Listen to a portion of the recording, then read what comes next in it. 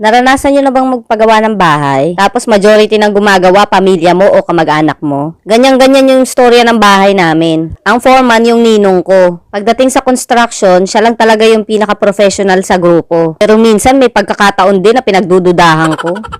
So bali ang gumagawa yung ninong ko, foreman, si Papa, 5-man, tapos yung mga pinsan ko at mga kapatid ko, puro mga bayoman na. Makikita mo talaga kung gaano sila ka-professional dun sa hagdan namin. Bawal tatanga-tanga doon kasi hindi pare-pareho yung sukat. Hindi pa man tapos yung bahay namin, nasampulan na yung noo ko doon eh. Pero ang pinakamasaya talaga doon, yung third floor, pababa ng second floor na hagdan namin. Yun talaga ang daming nasampulan doon. Pag may mga gathering kasi sa bahay, Pasko, birthday, bagong taon, ganyan, sa rooftop ang inuman. Ang dami nang nahulog na lasing doon.